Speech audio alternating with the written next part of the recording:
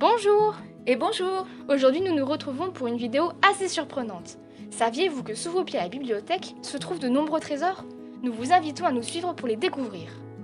Le 2 novembre 1789, l'Assemblée constituante décrète la confiscation des biens du clergé. D'un seul coup, des millions de documents sont mis à disposition de la nation.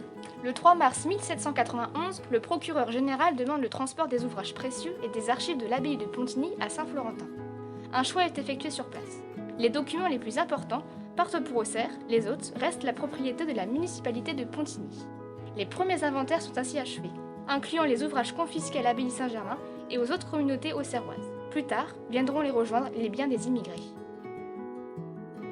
La même année, le père minime François-Xavier Lair est nommé bibliothécaire du district de Sens. Mais comment est-il arrivé à Auxerre? Le père Lair connaît bien les ouvrages confisqués dans le secteur, puisqu'il est déjà venu dans Lyon pour prendre en charge la bibliothèque de Monseigneur Loménie de Brienne, nouvel archevêque de Sens. En 1796, il est nommé bibliothécaire de l'école centrale de Lyon, installée dans le lycée Jacques Amiot. En effet, un décret de 1795 instaure une école centrale dans chaque département. Une bibliothèque largement ouverte y est attachée afin de pourvoir aux besoins des élèves et des enseignants. Le projet est utopique. Elles seront supprimées en 1802. Mais que deviennent les livres? Toujours par décret, les collections sont mises à la disposition et sous la surveillance des municipalités. La ville d'Auxerre en devient ainsi propriétaire.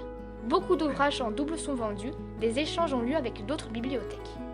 Déplacée d'abord à l'abbaye Saint-Germain, puis dans une aile du collège, la bibliothèque s'installe enfin en 1822 dans les locaux vacants de l'ancienne église Notre-Dame-la-Dore, à l'emplacement de l'actuel palais de justice.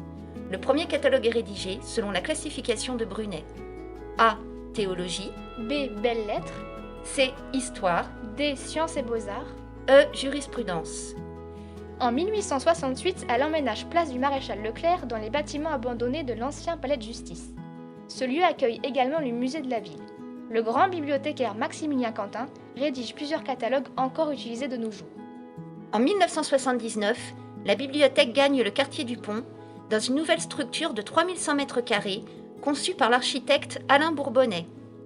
En 1973 et 1976, deux bibliothèques de quartier viennent renforcer cet équipement. Le fonds patrimonial conserve aujourd'hui environ 30 000 documents anciens, conservés dans des réserves climatisées.